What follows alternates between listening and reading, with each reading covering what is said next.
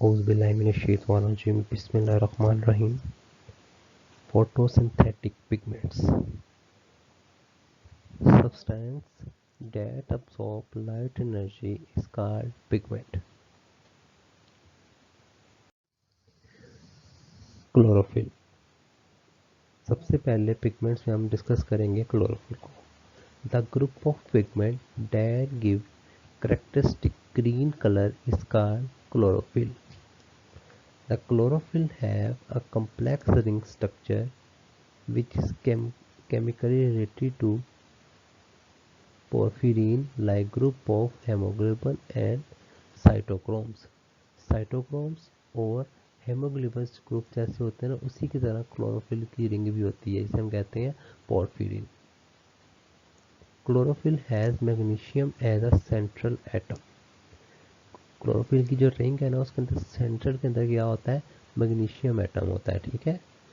अ hydrophobic hydrocarbon tell. कौन सी? Hydrophobic. इस चीज़ को आपने याद रखना है। ये क्या कह रहा है, ये हाइड्रोफोबिक कह रहा है। Hydrophobic hydrocarbon tell. टेल क्या होती है? Hydrophobic is attach to the porphyrin ring head that anchor the chlorophyll molecule in the thylakoid membrane. क्या होता है? Hydrophobic hydrocarbon tail phytol chain is attach to the porphyrin ring head. अब देखें, tell जो है वो हेड के साथ अटैच होती है। That anchor the chlorophyll molecule in the thylakoid membrane, जो कि क्लोरोफिल मॉलिक्यूल को क्या करता है, थैलाकोइड मेम्ब्रेन के अंदर एंकर करता है। Understand? In higher plants two types of chlorophyll are reported. There are chlorophyll A and B. Chlorophyll A is abundant than chlorophyll B. Both types have same number of carbons and different from each other at carbon 3. अब देखें students, इनके अंदर basic difference chlorophyll A और chlorophyll B के अंदर क्या है?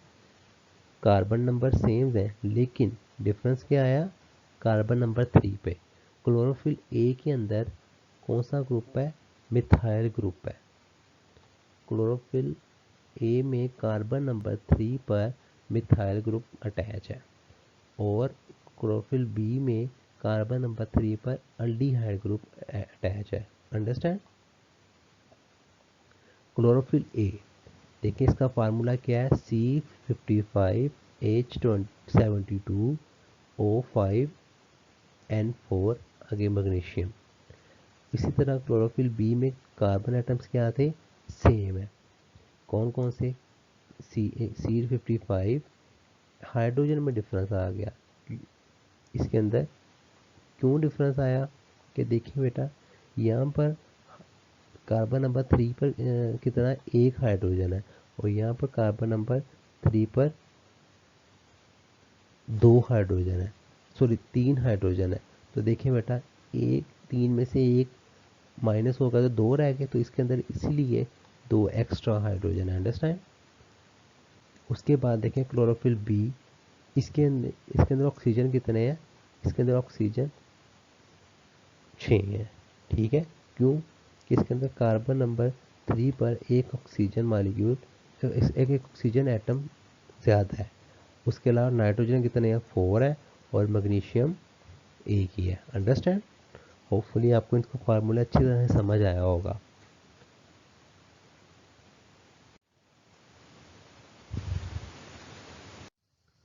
ये देखिए,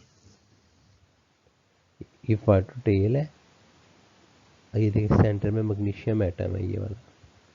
ठीक है। आगे देखें, क्लोरोफिल के बाद स्टार्ट होता है carotenoids. These are lipid compounds. कौन से हैं? लिपिड कंपाउंड्स हैं। That give characteristics colour ranging from yellow to purple. Carotenoids कौन से कलर देते हैं? Yellow to purple. Carotenoids are of two types, carotenes and xanthophylls. Carotenes क्या है? These are pure hydrocarbons Beta carotene is a major carotenoid found in plant tissues that give orange to yellow color. Xanthophyll. These are oxygen containing hydrocarbons. Carotenoids perform two major roles in plants: photoprotection, accessory pigments. Photoprotection क्या है? They protect the photosynthetic membrane from high light intensity. Students क्या होता है देखें, सबसे पहले chlorophyll A होता है इस रिंग स्ट्रक्चर में, उसके आउटसाइड पे क्लोरोफिल बी, फिर कैरोटिनॉइड्स, उसके बाद ज़ैंथोफिल। ठीक है, हम ये कहते हैं। तो देखें जब लाइट आएगी यहाँ से, सबसे पहले ज़ैंथोफिल अब्जॉर्ब करेंगे, ठीक है, उसके बाद कैरोटिनॉइड्स, उसके बाद क्लोरोफिल बी और क्लोरोफिल ए। तो ये क्या करता है, ये फोटोसिंथेटिक मेम्ब्रेन्स को हाई इंटेंसिटी ऑफ लाइट से सेव रखता है कि अगर बहुत ज़्यादा शिद्दत की लाइट आ गई है तो ये सिंपली क्या करेगा, उसको सेव रखेगा, क्योंकि ज़्यादा इंटेंसिटी वाली लाइट को अब्जॉर्ब करेगा। जैसे जैसे लाइट पास होती जाएगी उसकी इंटेंसिटी कम होती जाएगी और क्लोरोफिल ए तक जब वो पहुँचेगी तो उसकी इंटेंसिटी क्या होगी, बहुत कम होगी। accessory pigments, they absorb and transfer light energy to chlorophyll A, इसलिए इसको हम क्या कहते हैं, इसलिए हम इसको accessory pigments भी कहते हैं। Phycobilins. In photosynthetic bacteria, red and blue-green algae, a protein pigment complex is found called biliproteins. अब देखिए स्टूडेंट्स, फाइकोबिलियोसोम्स हमने पढ़ा होगा, ये बेसिकली क्या थी, ये बैक्टीरिया के अंदर हमने फर्स्ट सेमेस्टर में आपने पढ़ा होगा साइनोबैक्टीरिया के अंदर।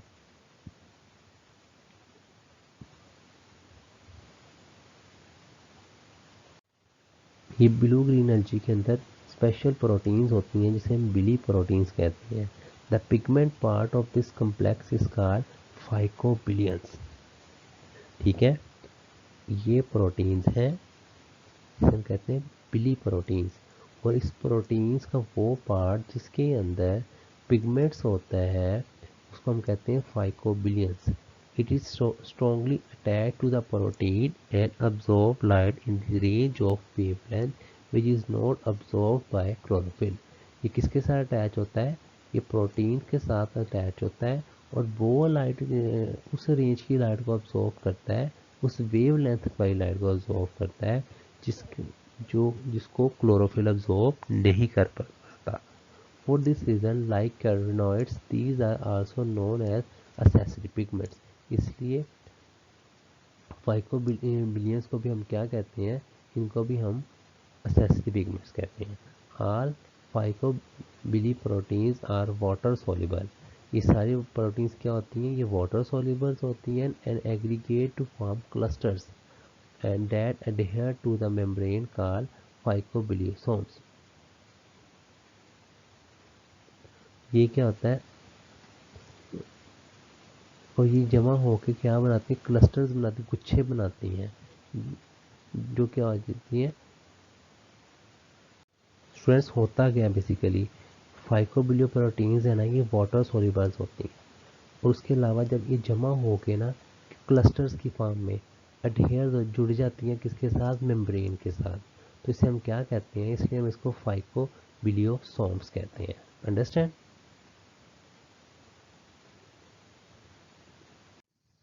Types of phycobilin. There are 4 types of phycobilin: phycodithrobilin, phycourobilin, phycovillobilin, phycocyanobilin. सबसे पहले देखते हैं phycodithrobilin क्या है। It is open tetrapyrrole phycobilin that impart red color. ठीक है। Phycourobilin, this chromophore gives orange color. Urobilin कौन सा कलर देती है, orange colour. phycobilobilant. It is combination of violet and blue pigmentation. Phycocyanobilant. It is also tetrapyrrole phycobilant gives blue color. तो ये चार इसकी टाइप्स थी फाइकोबिलेंस की, जो किसकी बेस पे थी? On the base of their pigmentation या फिर on the base of their colouring. Light absorption by chlorophyll molecules. It has been observed that chlorophyll molecules absorb light in the red and blue parts of the visible spectrum, which result in the excitation of chlorophyll molecule. देखिए students, visible spectrum है जिसके अंदर light को divide करके हम एक spectrum बनाते हैं ना, पट्टी, उसके अंदर देखा जाता है कि जो क्लोरोफिल लाइट अब्जॉर्ब करता है वो कौन सी करता है? Red and blue. उससे क्या होता है? क्लोरोफिल मॉलिक्यूल एक्साइटेशन में चला जाता है. This excitation leads to an energy level called first excitation singlet. From here the energy can be loss as a heat loss or fluorescence or can be transferred to adjacent pigment by inductive resonance. समझ लग रही है ना मेरी इस बात की? यहाँ पर कुछ टर्म्स यूज़ की हुई हैं कि जब एक्साइटमेंट में जाता है ना तो क्या होता है? या तो हीट की फॉर्म में एनर्जी लॉस हो जाती है, या फिर फ्लोरेसेंस की फॉर्म में, रोशनी की फॉर्म में, या फिर वो क्या करता है? इंडक्टिव रेजोनेंस के थ्रू वो एडजेसेंट पिगमेंट्स को एनर्जी जो है वो ट्रांसफ़र कर देता है. ठीक है. Each time a pigment transfer its excitation energy to adjacent pigments, the excited electron in the first pigment return to the ground state. Students क्या होता है? सपोज ये क्लोरोफिल मॉलिक्यूल है, ये वाला, लाइट आई,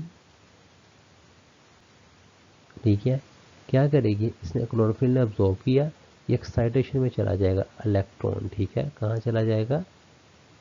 इलेक्ट्रॉन एक्साइटेशन में चला जाएगा. ठीक है. क्योंकि अब्जॉर्ब करके इलेक्ट्रॉन क्या करते हैं? एक्साइटेड स्टेज में चले जाते हैं. तो क्लोरोफिल के मॉलिक्यूल्स के अंदर जो इलेक्ट्रॉन्स थे वो जब एनर्जी को अब्जॉर्ब करेंगे तो करने के बाद कहाँ चले जाएंगे? एक्साइटेड स्टेज में चले जाएंगे. ठीक है. और जैसे ही वो इंडक्टिव रेजोनेंस के थ्रू अपनी एनर्जी एडजेसेंट पिगमेंट को ट्रांसफ़र करेगा तो इलेक्ट्रॉन फिर ग्राउंड स्टेट में वापस आ जाएंगे. Finally the energy excited electron the various pigments can be transfer to an energy controlling pigment, a reaction centre. अब देखें इसमें क्या होता है? Final energy is excited electrons of various pigments can be transferred to an energy controlling pigment. अब देखिए बेटा, जो एक्साइटेड इलेक्ट्रॉन्स की एनर्जी होती है ना वो फ़ौरन से पहले ट्रांसफ़र की जाती है एनर्जी कंट्रोलिंग पिगमेंट को, रिएक्शन सेंटर, इसे हम कहते हैं trapping centre, which promotes the release of electron in the thylakoid. जो कि क्या करता है? यह सबसे पहले फ़ौरन से पहले रिएक्शन सेंटर को ये एनर्जी ट्रांसफ़र कर देते हैं जो कि उसको कंट्रोल करता है. अंडरस्टैंड?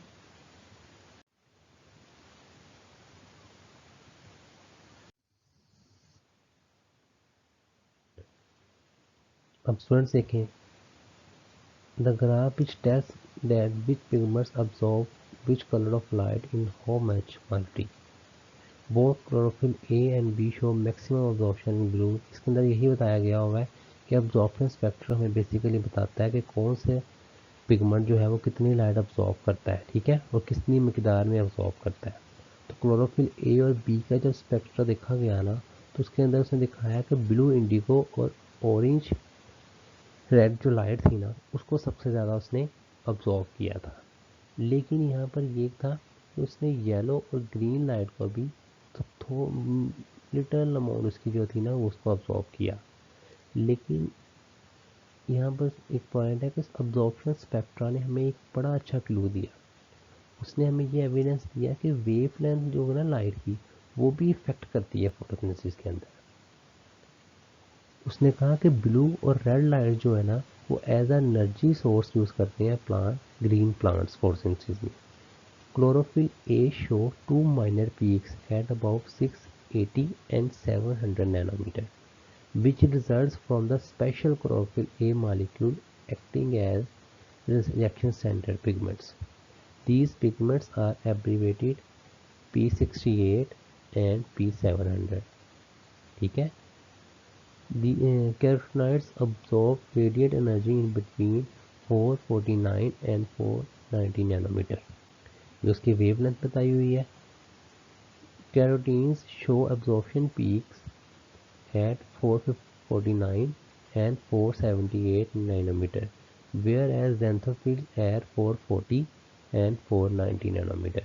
तो ये देखें मैक्सिमम अब्जॉर्प्शन बताते हैं कि किस वेवलेंथ पे जाकर उनकी जो मैक्सिमम अब्जॉर्प्शन होती है। तो ये देखें जो क्लोरोफिल ए है ये P68 और P700 पे जाकर इसकी मैक्सिमम अब्जॉर्प्शन होती है। अंडरस्टैंड, ये इस वेवलेंथ की लाइट को सबसे ज़्यादा अब्जॉर्ब करता है। Action spectra, the graph which show relative effectiveness of different wavelength or color of light in photosynthesis is called action spectra.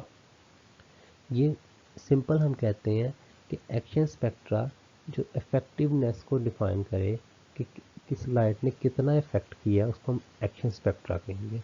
And action spectrum is a graph of magnitude of the biological effect observed as a function of wavelength.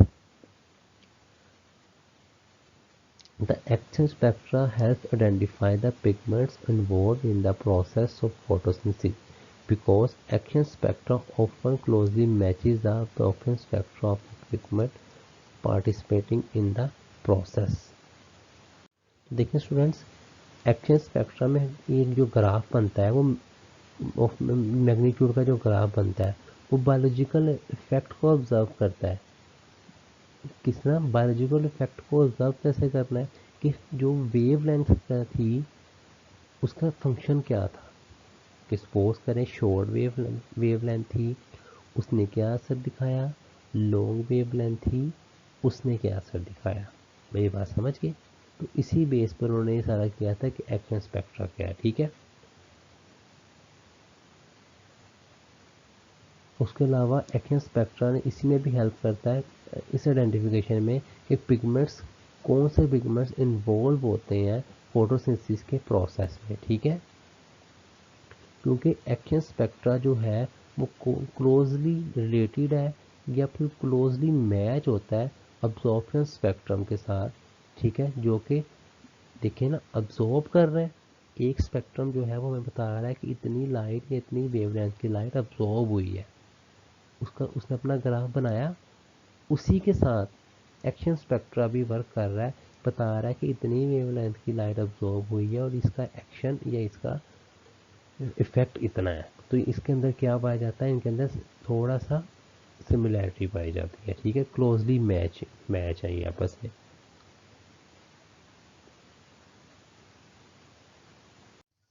ये देखिए amount of light absorb.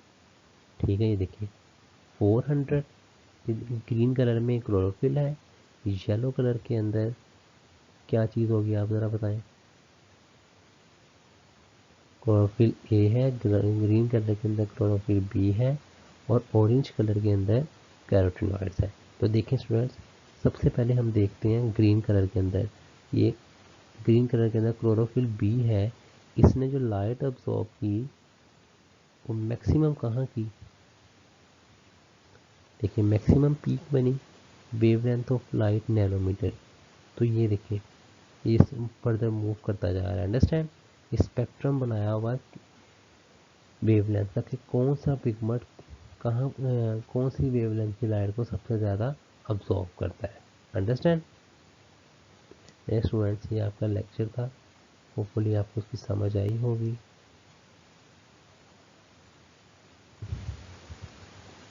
कोई question है तो आप मुझसे पूछ सकते हैं। ओके जी, अल्लाह हाफिज़।